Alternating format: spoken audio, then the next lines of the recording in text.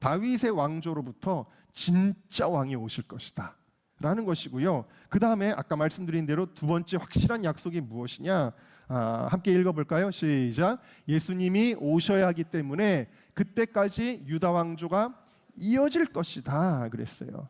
여러분, 다윗이 왕이었어요. 그리고 그 아들 솔로몬이 왕이 됩니다.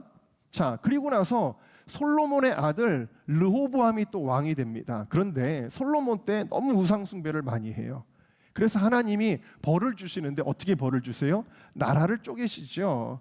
자, 그래서 북쪽에는 북이스라엘이 세워지고 남쪽에는 남유다가 있는 거예요. 그런데 여러분, 하나님께서 인정하시는 이스라엘의 왕조는 어느 지파예요? 유다 지파잖아요. 그러니까 이스라엘의 체제는 뭐예요? 다윗 왕조예요. 이게 이스라엘의 체제라는 거예요. 근데 이 이스라엘의 체제로서 하나님이 주신 다윗 왕조를 거부하고 세워진 나라가 어떤 나라예요? 북이스라엘이에요. 쉽게 말하면 여러분, 우리나라는 어떤 나라예요? 우리나라의 체제는 뭐예요? 자유민주주의잖아요. 자유민주주의인데 북쪽에 있는 나라는 여러분 자유민주주의예요? 아니죠. 여러분, 공산주의입니다. 물론 이름은 조선인민민주주의 공화국이라고 되어 있지만 실제로는 사회주의, 공산주의예요. 그러니까 우리에게 주어진 원래 정체성과는 다른 나라가 위에 있듯이 이 다윗 왕조를 거부한 북이스라엘이 세워지게 되어지는데, 북이스라엘은 왕이 어떻게 될까요? 여로보암이 반란을 일으켜서 여로보암이 첫 번째 왕이 되는데 이 왕조가 계속 지속될까요? 여러분, 북이스라엘은요, 왕이 계속 바뀌어요. 한번 보실까요? 첫 번째 왕이었던 여로보암 왕조, 여로보암이 아들 나답에게 물려주지만 나답은 바하사라고 하는 신하에게 암살을 당해서 2대 만에 여로보암 왕조가 끝납니다. 그리고는 바하사가 왕이 돼요. 그런데 이 바하사는 아들 엘라에게 물려주지만 장군이었던 시므리가 반란을 일으켜서 이 엘라의 왕족을 모두 죽이게 되어지고 바하사 왕조도 2대 만에 끝나게 돼요. 그 다음에 시므리가 다시 자기가 스스로 이제 왕이 되는데 단 7일 동안 왕으로 통치하다가 오므리에게 당해가지고 그리고 자살해서 죽고 말아요. 7일 만에 왕조가 끝나요. 그 다음에 오므리가 왕이 됐는데 오므리는 조금 오래 하긴 했습니다. 아들 아합에게 물려주고 그 다음에 아하시아에게 물려주고 그 다음에 여호람에게 물려주지만 엘리야가 예언한 대로 이제 기름 부음 받은 예후가 반란을 일으켜서 이 아합 가문, 오므리 가문의 후예들을 완전히 다 진멸하고 그리고 이 오므리 왕조도 4대 만에 끝이 납니다. 자, 그 이후에는 더 오래 못 가는데 살룸이라고 하는 왕이 되었지만 스가랴를 암살한 사람이 살룸이에요. 근데 이 살룸도 1개월 만에 무나헴에게 암살을 당해서 그 왕조가 1개월 만에 끝나게 돼요. 무나헴이 왕이 되는데 아들 부가히야에게 물려주지만 부가라고 하는 사람이 반란을 일으켜서 또 이 무나헴 왕조도 2대 만에 끝이 나게 되어져요. 부가가 자기가 왕이 됐는데 호세아가 또 반란을 일으켜서 1대 만에 왕조가 끝나게 되어져요. 그리고 호세아는 북이스라엘의 마지막 왕으로서 아수르가 침공에 들어와서 결국 북이스라엘의 역사가 끝이 나고 맙니다. 이게 인간이 세운 나라라는 거예요.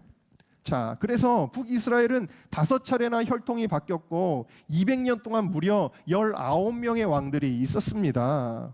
자, 그리고 대부분 반란과 암살로 계속 바뀌었어요. 반면에 유다 왕조는 어땠을까요? 북이스라엘에 비하면 더 작은 나라입니다. 그런데 이 유다 왕조는 어땠을까요? 한번 보실까요? 다윗, 솔로몬, 르호보암, 아비야, 아사, 여호사밧, 여호람, 아하시야, 그 다음에 아달랴는 제가 좀 이따 설명할게요. 요아스, 아마샤, 우시야, 요담, 아하스, 히스기야, 므낫세, 아몬, 요시야, 여호아스, 여호야긴, 시드기야까지 다윗의 계 혈통이 끊어지지 않고 유지됩니다. 할렐루야. 이게 놀라운 일이라는 거예요. 물론 다윗의 왕조가 유지될 때도 위기가 왔어요. 이 왕조가 끊어질 수밖에 없는 위기가 몇 차례 찾아오는데 몇 개만 예를 들면 첫 번째로는 르호보암 때죠. 르호보암 때 여로보암이 반란을 일으켜서 나라가 다 여로보암에게 넘어가는 듯 했습니다.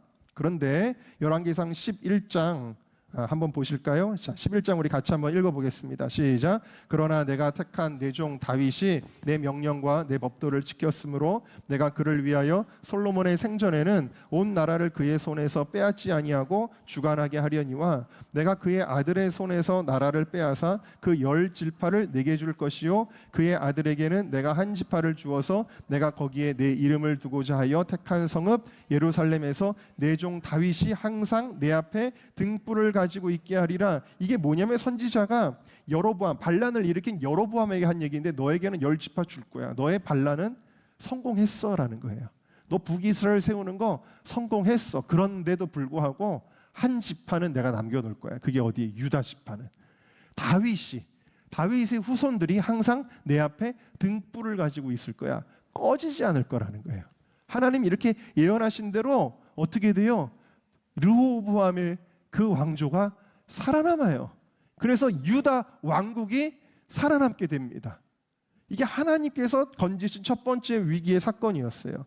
두 번째는 어떤 일이 있었냐면 이 북이스라엘하고 남유다가 정략 결혼을 하게 되는 일이 발생합니다. 그래서 이 아달랴가 누구냐면은 아합과 이세벨의 딸이에요. 이 아달랴가 유다 왕의 이 부인이 된 거예요. 여호람, 남유다 왕 여호람하고 결혼했어요. 자, 그런데 이 여호람이 죽게 되어지고 그리고 자기 아들 아하시야도 죽게 되어져요. 예후가 북이스라엘을 막 심판하는 그 와중에 정치적 격변기에 그렇게 되니까 이 아달랴는 다윗의 왕조와는 전혀 상관없잖아요. 아합의 딸이니까, 북이스라엘 아합의 딸이니까. 근데 어떤 생각을 갖게 되냐면 내가 왕이 돼야지 하는 생각을 하게 됩니다. 그래서 다윗의 씨를 다 말려버리려고 그러는 거예요. 그래서 자기 아들은 죽었는데 손주들이 있었거든요. 손주들을 이 할머니가 다 죽입니다. 다윗의 씨를 다 말려버리는 거예요. 근데 놀랍게도 그때 딱 한 아기가, 1살짜리 아기가 그 학살의 현장에서 건짐을 받습니다. 그게 누구냐면 바로 요아스예요. 요아스가 그 당시 선지자였던, 제사장이었던 여호야다의 부인이었던 여호사부앗이 아달랴의 시누이죠. 여호사부앗이 이 아하시야의 아들 요아스를 건져가지고 어디서 키우냐면 성전 골방에 숨겨서 키웁니다. 그래가지고 이 요아스가 은밀하게 6년 동안 성전에서 자라나게 되어집니다. 그리고 6년이 지났을 때 제사장 여호야다가 드디어 반란을 일으켜요. 반란을 일으키는데 이 반란이 성공합니다. 그래서 우상 숭배자였던 아달랴를 죽이고 성전에서 6살짜리 요아스를 왕으로 세우게 되어집니다. 할렐루야. 6살이지만 왜 요아스를 세웠어요? 다윗의 후손이기 때문에. 다윗의 후손이기 때문에 요아스를 세우게 되고 그 다음에 요아스가 성장해서 종교개혁을 일으키고 하나님과의 언약을 새롭게 하죠. 다윗의 씨가 말라버리는 것 같았는데 하나님이 이 다윗의 왕조를 지켜주셨다라는 거예요. 그 이외에도 아하스 시대에도 역시 북이스라엘하고 아람 왕 베가하고 이렇게 합쳐가지고 아람 왕 르신하고 북이스라엘 왕 베가하고 합쳐서 이제 이 남유다의 왕을 교체하려는 시도를 하게 됩니다. 암살하고 교체하려는 시도를 했는데 그때도 하나님이 이사야 선지자를 통해서 정보를 미리 빼주시고 그 위기를 넘어가게 해주시는 사건이 있었습니다. 그리고 이 다윗의 왕조가 끊어지는 또 하나의 위기가 찾아오게 되는데 그게 뭐냐면 히스기야 시대예요. 이사야 38장, 열왕기하 20장에 그 스토리가 나오게 되는데 왜 끊어지게 되느냐? 히스기야에게 이사야가 찾아오더니 뭐라 그래요? 당신 이제 병으로 죽을 거야 라고 이야기합니다. 근데 문제는 뭐예요? 히스기야에게 그때 아들이 있었을까요? 없었을까요? 없었어요. 만약에 히스기야가 이대로 죽으면 어떻게 되는 거예요? 아수르에 의해서 이스라엘이 멸망하는 것도 문제지만 하나님이 약속하신 다윗의 왕조가 끊어지는 것입니다. 그때 히스기야가 하나님 앞에 간절히 기도할 때 하나님께서 이사야가 그 성전 그 왕궁에서 뜰을 나가기 전에도 하나님이 바로 기도하자마자 하나님이 응답하시는데 뭐라고 응답하시느냐? 너에게 생명을 15년을 연장하겠다. 그리고 나서 3년 후에 히스기야가 아들을 낳습니다. 그 아들이 바로 므낫세라는 거예요. 자, 그래서 수없이 많은 위기가 있었지만 여러분, 다윗의 왕조는 유다 지파의 왕권은 끊어지지 않았습니다. 왜 그럴까요? 하나님의 언약 때문에, 하나님의 약속 때문이라는 것입니다. 자, 그런데 목사님, 근데 결국 남유다도 북이스라엘을 따라서 망하지 않았습니까? 라고 여러분들이 질문할지 몰라요. 여러분, 그렇죠. 북이스라엘과 남유다가 모두 망했습니다. 왕조가 무슨 의미가 있겠어요, 사실? 자, 근데 북이스라엘은 어느 나라에 망했죠, 여러분? 아수르에 망했습니다. 자, 그러면 남유다는 어느 나라에 망했을까요? 네, 맞습니다. 너무 잘하시네요. 바벨론에 망했습니다. 그런데 북이스라엘을 멸망시킨 아수르와 남유다를 멸망시킨 바벨론은 피식민지에 대한 정책이 굉장히 달랐습니다. 어떻게 달랐을까요? 자, 북이스라엘을 먼저 보겠습니다. 북이스라엘은 주전 722년에 망했는데 마지막 왕인 호세아가 아들의 이름을 뭐라고 지었냐면 이스르엘이라고 지었어요. 근데 이스르엘이라는 말의 뜻이 뭐냐면 씨를 뿌린다라는 뜻이에요. 참 이게 예언적인 이름인데 실제로 이 북이스라엘을 멸망시킨 아수르의 피식민지 정책이 뭐냐면 씨를 뿌리는 거예요. 우리나라는 씨를 어떻게 하냐면 땅에다가 심습니다. 근데 이스라엘은 고대 근동의 이 지역 사람들은 씨를 어떻게 하는 줄 아세요? 씨를 그냥 땅에다가 뿌립니다. 그래서 씨 뿌리는 부위를 보면은 막 돌짝밭에도 뿌리고 길가위에도 뿌리고 좋은 밭에도 그냥 뿌리는 거예요.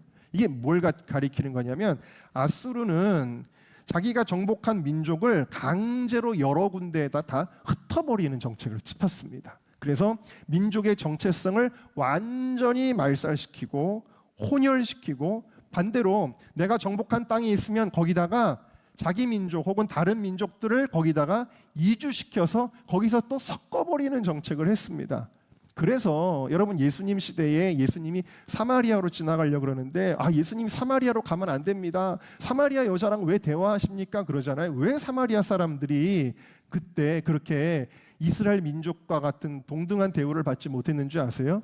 바로 아수르에게 정복당했을 때 사마리아에 이방인들을 심은 거예요. 그래서 거기 피가 다 섞여버린 거예요. 이방인화된 거예요. 그래서 이방인 취급을 했던 거예요. 이와 같이 혼합 민족을 형성하게 되었습니다. 만약 유다가 아수르에 의해서 멸망했다면 마찬가지로 유다 민족도 혼혈되어지고 이방인화되었을 거예요. 근데 아수르의 침공을 받았을 때 히스기야의 기도를 들으시고 하나님이 아수르를 물리쳐 주셨습니다. 할렐루야. 자, 그리고 나서 세월이 지나서 결국 남유다도 주전 586년에 망하게 되는데, 근데 바벨론에 의해 망했다 그랬잖아요. 근데 이 바벨론은 민족을 흩어버리지 않고 오직 왕족, 귀족, 학자 이런 지도층만 바벨론으로 끌고 갔습니다. 그리고 농민과 서민은 고향 땅에 그냥 남겨두고 잘 살게 해서 그들의 언어도 인정하고 그들의 종교도 인정하고 그들의 그 혈통도 인정하고 그래가지고는 잘 살게 해서 거기서 뭘 받기를 원했냐면 세금만 받기를 원했어요. 이게 바벨론의 정책이었다라는 거예요. 그래서 이제 왕도 그래서 심지어는 왕도 인정해요. 그래서 여호야긴 왕을 눈가를 뽑아가지고 30년 동안 감옥에 뒀다가 나중에 다시 꺼내가지고는 바벨론 왕과 함께 식탁에서 먹게 했는데 왕으로 부릅니다.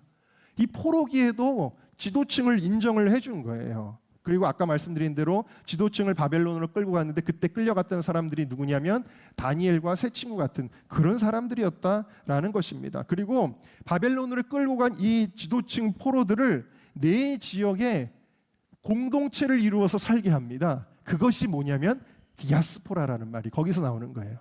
디아스포라가 근데 모든 걸 다 인정해, 정체성을 인정해 주잖아요. 그러니까 예배당 성전을 짓는 건 허락하지 않았지만 간단하게 그냥 말씀 나누고 기도할 수 있는 처소를 만드는 걸 허락을 해줬어요. 그게 뭔지 아세요, 여러분? 그게 바로 회당입니다. 영어로는 시나고그라고 하는 회당이 이때 만들어진 거예요. 그 정도로 바벨론은 정체성을 유지하게 해준 것입니다. 자, 그래서 이 정체성이 유지되다 보니까 마지막 왕의 그 후손들이 끊어지지 않고 계속 이어집니다. 포로기에도. 그게 마태복음 1장의 족보 가운데 나오는 거예요. 바벨론으로 끌려갈 때 요시야는 이렇게 형제들을 낳았다. 그리고 또 낳았다. 이렇게 끊어지지 않는 거예요. 그러다가 나중에 나라가 또 바벨론이 망하고 페르시아가 왕권을 그 제국이 이제 승리하게 될 때에 페르시아의 왕 고레스가 드디어 이 이스라엘 백성을 자유케 하고 본토로 돌아가게 합니다. 할렐루야.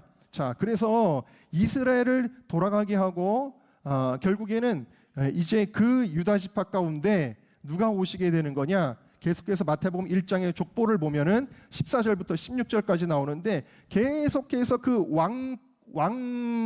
왕족이 계속 아이를 낳다가 16절 마지막에 읽겠습니다. 16절 시작.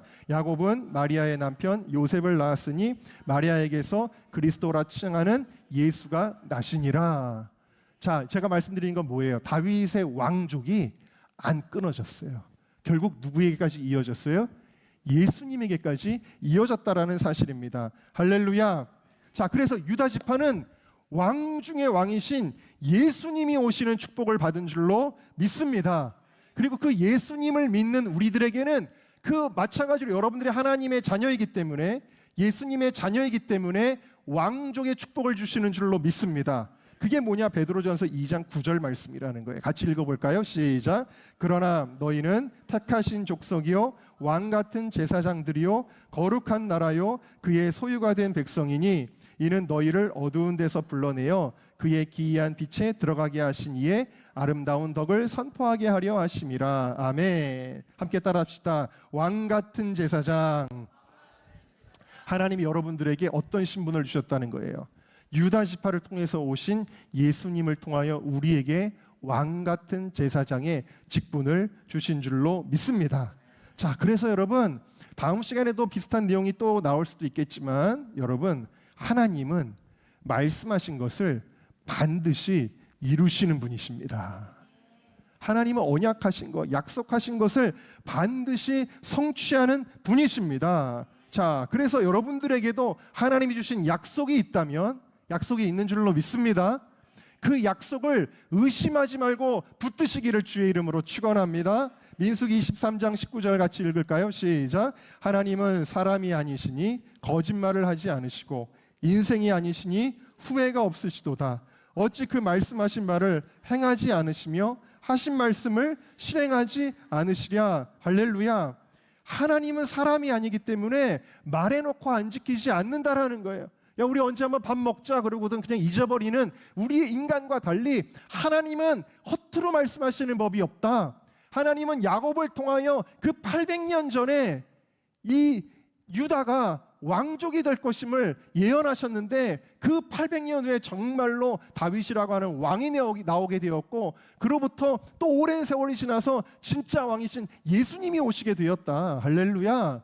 하나님 반드시 이루시는 분이다. 그래서 여러분 아브라함에게 하나님이 말씀하셨잖아요. 내가 너에게 정말 하늘의 별과 같이 바다의 모래와 같이 같은 후손을 줄 거야 라고 하나님이 말씀하셨는데 도저히 믿을 수 없는 하나님의 말씀이었거든요. 점점 나이는 먹고 심지어는 나중에 99살까지 나이를 먹는데 무슨 아들입니까? 이제는 모든 것이 다 끊어진 노인에 불과한데요. 그런데 100세가 되었을 때 하나님은 정말 아브라함에게 이삭을 주셨다.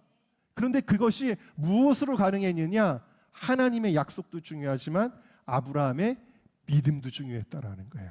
자, 로마서 4장 말씀을 같이 읽어볼까요? 시작. 믿음이 없어 하나님의 약속을 의심하지 않고 믿음으로 견고하여져서 하나님께 영광을 돌리며 약속하신 그것을 또한 능히 이루실 줄을 확신하였으니 이게 아브라함의 믿음이었다라는 거예요. 여러분 하나님의 약속을 의심하지 않을 때 이루어지는 줄로 믿습니다. 자, 히브리서 10장 23절도 우리 다 같이 큰 목소리를 읽겠습니다. 시작.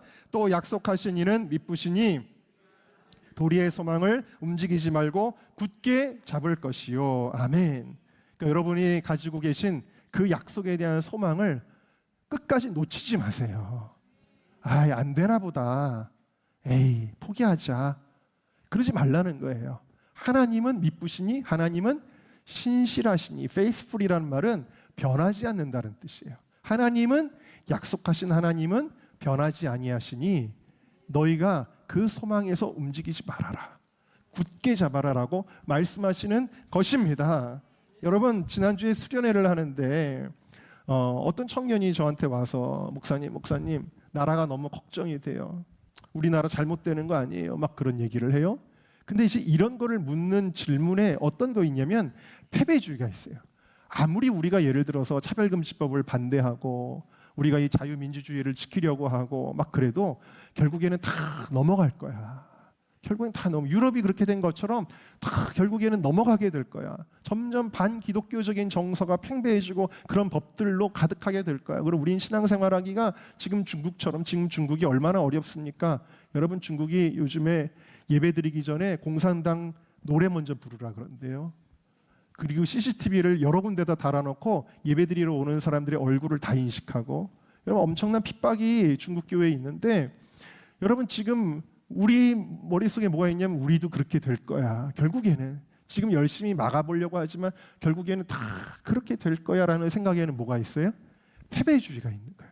그러면 정말 다음 세대를 위해서 우리가 복음을 전하고 부흥을 일으키고 하는 거에 의욕이 안 생긴단 말이에요. 근데 저는 생각이 그렇지 않습니다. 저는 아무리 세상이 어두워지고 기울어지고 또 변질될지라도 어두워질지라도 하나님이 대한민국을 마지막 때에, 여러분 지난주 설교 제목이 뭐였어요? 제사장 국가가 되게 하소서. 여러분 아무리 타락해도 목사 한 명은 있어야 될 거 아니에요? 깨어있는 남은 자 한 명은 있어야 될 거 아니에요? 하나님이 그 민족으로 대한민국을 사용하실 것에 대한 믿음이 있습니다. 그것이 뭐예요? 대한민국에 주신 약속이라는 거예요. 우리나라의 처음 대통령에게 기독교 입국론이라는 정말 목숨 거는 그 신념이 있었어요. 대한민국은 기독교 국가가 되어야 하고 그렇게 될 것이다. 그리고 하나님 마지막 때 쓰실 것이다라는 생각을 첫 번째 대통령의 생각 가운데 넣어줬다니까요. 그것을 한성 감옥에 갇혀 있을 때 넣어주셨다라니까요. 그리고 여러분, 우리나라가 처음 국회를 시작할 때 첫 번째 기도 이윤영 감리교 목사님이 기도로 시작하게 하셨다니까요. 이 나라는요. 그 어떤 나라에도 일어나지 않은 일이 우리나라에 있습니다. 그 기도 가운데 겨우 일제로부터 독립한 그 연약한 나라, 전쟁의 포화와 가난과 많은 고난을 겪는 이 나라지만 그 기도 가운데 무엇이 선포됩니까? 하나님이 우리와 함께 하시고 하나님이 이 나라를 쓰실 것이라는 그 믿음이 선포되었지 않습니까? 여러분, 우리 믿음의 선배들 60년대, 70년대, 80년대, 90년대 믿음의 선배들, 목사님들이 계속해서 무엇을 이야기했습니까? 대한민국은 제사장 국가가 될 것이다. 선교한국이 될 것이다. 여러분, 어느 나라의 교회들이 그런 기도 제목을 가지고 기도합니까? 무슨 미국의 교회, 무슨 유럽의 교회들, 어느 나라의 교회들도 이런 기도 제목이 없는데 유독 우리 믿음의 선배들은 제사장 나라라는 단어를 사용했어요. 하나님께서 지금 우리를 연단하고 계시는 과정이지만 하나님이 대한민국을 버리지 아니하실 것입니다. 왜? 하나님의 약속이 있기 때문에. 그 언약 위에 세워진 나라이기 때문에 대한민국도 망할 수밖에 없는데, 일제 치하에서도 우리가 뭘 잘해서 우리가 국력으로, 우리가 외교력으로, 우리가 무슨 군사력으로, 뭐 독립군이 강한 무기를 가지고 있어서 일본군을 물리쳐서 우리가 독립한 게 아니잖아요. 하나님의 주권으로 우리가 독립을 선물로 받은 거예요. 6.25 때 우리는 그냥 다 밀려 내려와서 겨우 경상남도 쪼가리만 가지고 있던 나라 아니겠습니까?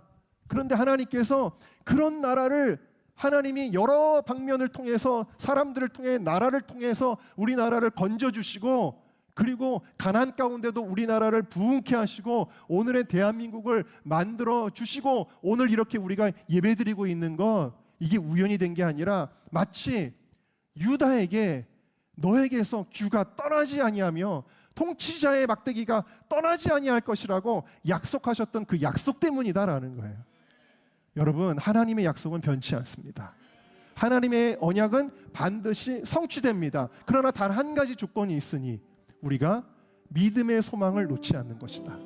의심하지 않는 것이다.